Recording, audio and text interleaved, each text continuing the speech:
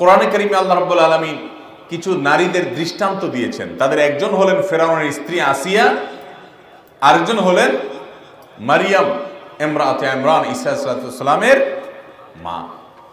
তাদের মতো এবং নবী করিম সাল্লাল্লাহু আলাইহি সাল্লামের পত্নীগণ মহিষা আয়েশা রাদিয়াল্লাহু তাআলা আনহা সহ উম্মুল মুমিনিন সহ আরো যারা ছিলেন তাদের মতো হতে হলে আজকের এই যুগের সকল চ্যালেঞ্জ এবং প্রেক্ষাপটকে সামনে রেখে 10টি নসিহত আপনাদেরকে আমি করতে চাই। নাম্বার 1, ঈমান তো থাকতেই হবে, সেটা আমি আর পয়েন্টে আনলাম না। 1 নম্বর হলো 5 ওয়াক্ত সালাত ঠিক মতো করতে হবে। আমাদের মা বোনদের একটা সমস্যা হলো, অনেক মহিলারা আছেন টাইম মতো নামাজ পড়েন না। যেহেতু পুরুষরা জামাতে নামাজ পড়ে, তাদের জামাতে সালাত আদায় করার জন্য একটা গুরুত্ব থাকে, মা বোনরা বাসা বাড়িতে পড়ছি করে অনেক সময় দেরি করে ফেলেন।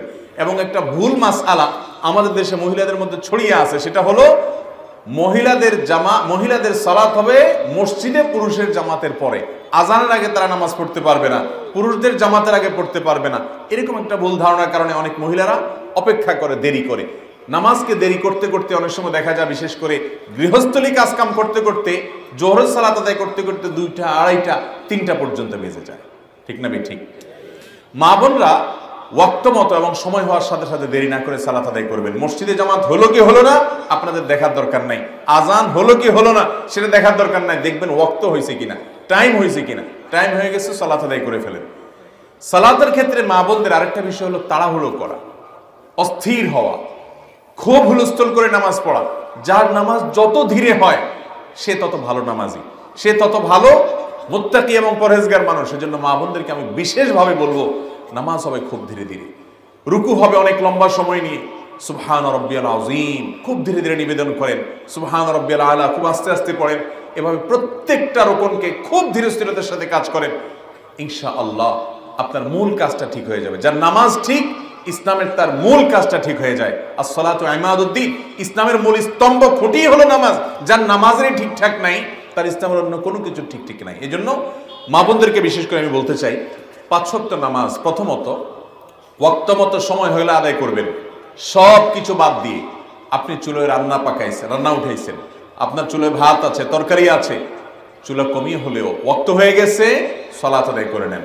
এবং রান্নার পরিকল্পনা করবেন নামাজের কথা মাথায় রেখে। খবরদার কাজ শেষ করে এরপরে নামাজ পড়ে এটা করবেন না। গ্রামাঞ্চলে আমাদের অনেক মা বোনদেরকে দেখা যায়, আমরা আমাদের মা চাচিদেরকেও দেখেছি, এখনো অনেক মহিলারা আছে যে ওয়াক্ত চলে যাচ্ছে নামাজ পড়ে না। কেন? কারণ তিনি সবাইকে খাবার দিবেন, বাচ্চাদেরকে খাবার খাওয়াবেন, এরপরে নিজে গোসল করবেন, তারপরে ফ্রেশ হয়ে নামাজ পড়বেন। এই তথাকথিত ফ্রেশ হতে হতে 3টা, 3:30 বেজে যায়। আপনাদের নামাজ আমল নামার মধ্যে সবচেয়ে বাজে অবস্থার মধ্যে চলে যায়। এই জন্য ওয়াক্ত হয়ে গেছে, গোসল ফরজ না হলে গোসলও করার দরকার নেই, ওযু করে সুন্দর করে কাপড় চোপড় পরে ঢেকে ঢুকে নামাজ পড়েন। নামাজের ক্ষেত্রে আরেকটা গুরুত্বপূর্ণ বিষয় হলো, মহিলাদের পুরো শরীর ঢাকতে হয়। আমার জানা মতে, আমি ছোটবেলা থেকে মা চাচি মাহারাম মহিলাদের যত দেখেছি, আমাদের দেশে মহিলাদের অনেকে আছেন যারা এই হাতের গোছা খোলা রাখেন, শাড়ি পরে নামাজ পড়েন, তার উপরে ওড়না পড়তে হয় সেটা জানেন না। চুল দেখা যায়, হয়তো গলা দেখা যায়, হয়তো পেট পিঠ বা কাঁধের কোনো অংশ দেখা যায়। নামাজ হবে না যদি পুরো নামাজ জুড়ে ভাবে এগুলো উন্মুক্ত থাকে। কারণ এই মুখমণ্ডল, 2 হাতের কবজি এবং পায়ের পাতার নিচের অংশ ছাড়া যদি পুরো শরীর আপনি না ঢাকেন, সামান্য একটু সময়ের জন্য খুলে গেছে ভিন্ন কথা। এই জন্য নামাজের ক্ষেত্রে 3টা গুরুত্বপূর্ণ দিক বললাম। 1 হলো সময় হলে কাজ শেষ করে নামাজ পড়বো এটা না, গোসল করে নামাজ পড়বো এটা না, গোসল ফরজ না হলে ওযু করে ওয়াক্ত হয়ে গেছে সব পরে আগে নামাজটা পড়বেন। দ্বিতীয়ত নামাজটা ধীরে ধীরে পড়বেন, আস্তে আস্তে পড়বেন। 3 নম্বর হলো যে নামাজের মধ্যে সতর ঢাকার যে ফরজ আছে, মহিলাদের সতর পুরো শরীর ঢাকতে হয়। অতএব শাড়ি পরে নামাজ পড়লে কোনো অসুবিধা নেই, কিন্তু তার উপরে আপনাকে একটা ওড়না, একটা চাদর বড় পড়তে হবে, যাতে করে পুরো সব ঢেকে ঢুকে থাকে পুরো নামাজের মধ্যে। এটা ফরজ, না হলে নামাজ হবে না। নাম্বার 2, নবী করিম সাল্লাল্লাহু আলাইহি সাল্লাম মহিলাদের জান্নাতে যাওয়ার যে 4টা সংক্ষিপ্ত শর্ট সিলেবাস দিয়েছেন, এর ভিতরে 2 নম্বর হলো রমজানের রোজা রাখা। রমজানের রোজা তো আমরা রাখবো ইনশাআল্লাহ। এর পাশাপাশি আইয়ামিজ রোজা, সোমবার বৃহস্পতিবার রোজা, এগুলো রাখার চেষ্টা করব। মহিলাদেরকে নবী করিম সাল্লাল্লাহু আলাইহি সাল্লাম বিশেষভাবে নসিহত করেছেন, এজন্য তারা বিশেষ গুরুত্বের সাথে এটা রাখবেন। নাম্বার 3 হলো স্বামীর আনুগত্য করা। স্বামীর আনুগত্য করা, এটার মতো কঠিন কাজ মহিলাদের জন্য আল্লাহর জমিনে আরেকটা নেই। সব আমল মহিলারা করতে রাজি আছে, কিন্তু স্বামীর কথা শুনতে রাজি না। আমরা আবার স্বামীরা আবার এই ওয়াজ শুনতে খুব, এটা শুনতে আমাদের খুব রিল্যাক্স ফিল হয়, তাই না? এটা শুনতে খুব ভালো লাগে যে হুজুর জায়গায় আসছে এতক্ষণ পরে। হ্যাঁ, এই জায়গায় একটু ভালো করে বলেন হুজুর, কোনো কথা শুনে না বাসায়। ভাইরা আমার, আমরা সবাই আরেকজনের হাদিস শুনতে চাই, আরেকজনের মাসালা শুনতে চাই, নিজেরটা শুনতে রাজি না। আপনাদের পুরুষদেরকে পরে ধরতেছি, মহিলাদেরটা ধরা হয়ে গেছে, মহিলাদেরটা আছেন। স্বামীর আনুগত্য করতে হবে। আমি একেবারে কোনো ভূমিকা ছাড় সোজা যদি বলি, আমার বোনরা যারা আমাকে শুনছেন বা অনলাইনে যারা শুনবেন, দেখুন আজকের দুনিয়াতে তথাকথিত ব্যক্তি স্বাধীনতার সীমানা ছাড়িয়ে মানুষকে আজ এমন একটা পর্যায়ে নিয়ে যাওয়া হয়েছে যে আমাদের পারস্পরিক সম্পর্কগুলো আর আগের মতো নাই, এখন সব ঠুনকো হয়ে গেছে। আগের মুরব্বীদের স্বামী স্ত্রীর মধ্যে যে বোঝাপড়া হতো, যে ভালোবাসা হতো, সে আন্ডারস্ট্যান্ডিংটা এখন আর নাই। এখন সবাই এত অধিকার সচেতন। অধিকার সচেতন থাকা ভালো, আপনার অধিকার নষ্ট হোক, আপনি জুলুমের শিকার হন, ইসলাম সেটা চায় না। ইসলাম সবার স্বাধীনতার কথা বলে, কিন্তু তার একটা সীমানা আছে, তার একটা লিমিটেশন আছে, তার একটা সংজ্ঞা আছে। আজ আমরা লাগামহীন হয়ে যাচ্ছি। লাগামহীন হওয়ার কারণে হয়েছে কি, কেউ কাউকে মানতে রাজি না। একটা পরিবারের একজন কর্তা থাকবে, স্বামী কর্তা, তার এই কর্তৃত্ব, তার এই নেতৃত্ব, পরামর্শের ক্ষেত্রে, সিদ্ধান্তের ক্ষেত্রে এটাকে মেনে নেওয়া একজন নেককার এবং জান্নাতি নারীর পূর্ব শর্ত। মানতে কষ্ট হবে, তিতা করলার মতো লাগবে, তারপরও মানার চেষ্টা করতে হবে, শুধুমাত্র নিজের আখিরাতের দিকে তাকিয়ে, আল্লাহর দিক তাকিয়ে। আবার এর মানে এই না যে স্বামীরা যা খুশি তা করবেন, তারা অন্যায় করে নির্দেশ করলে সেটা মানতে বাধ্য নন। তারা অনাচার করলে অবশ্যই সেটার প্রতিকারের চেষ্টা মহিলাকে করতে হবে, করার অধিকার আছে, কিন্তু শৃঙ্খলার স্বার্থে পরিবারে স্বামীকে তিনি মেনে চলবেন এবং তার আনুগত্য করার চেষ্টা করবেন যতক্ষণ তিনি যৌক্তিক নির্দেশ করেন। নাম্বার 4, লজ্জাস্থানের হেফাজত করা, চরিত্রের হেফাজত করা। আজকাল ঘরে ঘরে পরকিয়া, ঘরে ঘরে অশান্তি, স্বামী অন্য মহিলার সাথে খারাপ সম্পর্ক, স্ত্রী অন্য পুরুষের সাথে হারাম সম্পর্ক, আছে না? এগুলা ফেসবুকে, ফেসবুকের বাইরে বিভিন্ন জায়গায়। এই জন্য একজন নারী তিনি তার ইজ্জতকে, সম্ভ্রমকে হেফাজতের জন্য সর্বাত্মক চেষ্টা করবেন, কোনোভাবে এই জায়গায় আঁচড় লাগতে দিবেন। যদি এর জন্য ফেসবুক দায়ী হয় সেখান থেকে সরে আসবেন, ইউটিউব দায়ী হলে সেখান থেকে সরে আসবেন, এই চেষ্টা করতে হবে। নাম্বার 5, সন্তান লালন পালন করা। ভাইরা আমার, এটা আমাদের পুরুষদের জন্য প্রযোজ্য, সবগুলো পয়েন্টই পুরুষদের জন্য প্রযোজ্য, বিশেষ করে এটা।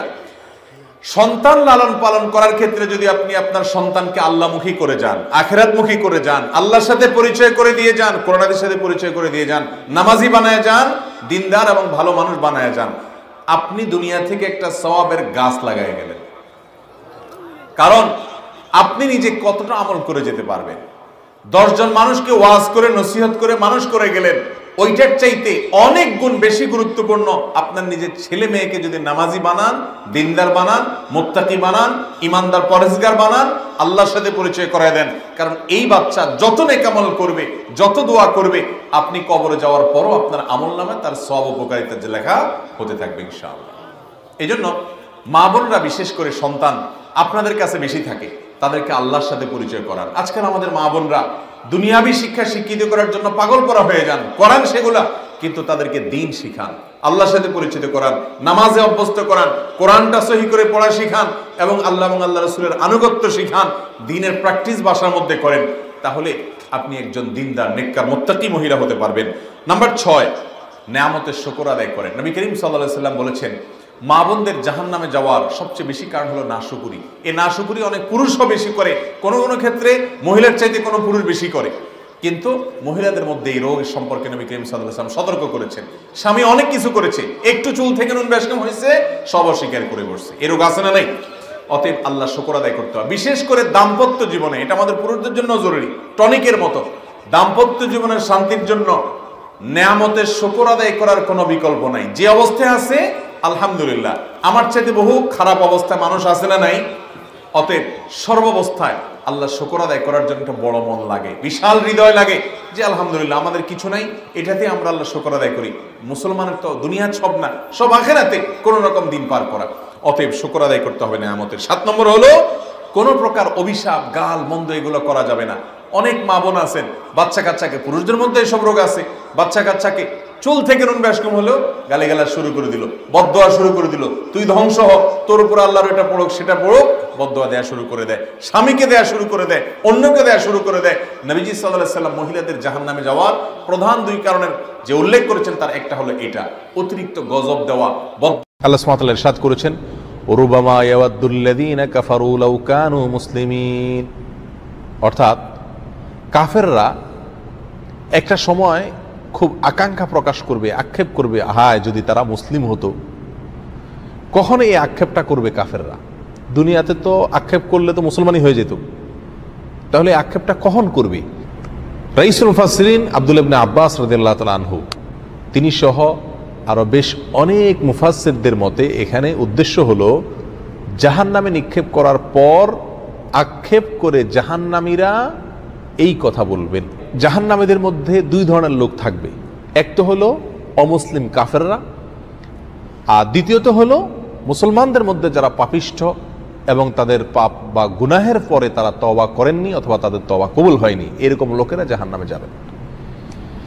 তাহলে এই দুই শ্রেণীর লোকেরা যখন জাহান্নামে থাকবে তখন এই উভয় শ্রেণী জাহান্নামীদের মধ্যে কনভারসেশন হবে, কথোপকথন হবে। অমুসলিম জাহান্নামী মুসলিম জাহান্নামীকে বলবে যে তোমরা তো তাওহীদবাদী ছিলা, মুসলমান ছিলা, তো তোমরাও জাহান্নামে, আমরা তো আল্লাহকে বিশ্বাস করি নাই, আমরাও জাহান্নামে, তো লাভ হইল কি? তোমরা মুসলমান যে হইলা, তাওহীদ লালন করলা, ফায়দা কি হলো, লাভ কি হলো? তোমরাও জাহান্নামে, আমরাও জাহান্নামে। তখন কাফেররা এই কথা বলার পরে আল্লাহ সুবহানাহু ওয়া তাআলার রহমত এবং দয়া উদ্রেক হবে মুসলমানদের প্রতি, আর কাফেরের উক্তির কারণে আল্লাহ সুবহানাহু ওয়া তাআলা রাগান্বিত হবেন যে আমার তাওহীদবাদী বান্দা তাওহীদে বিশ্বাস করত কিন্তু তার ভুলের কারণে সে জাহান্নামে আসছে, এই জন্য তাকে আজ ছোট করছে কাফিরে।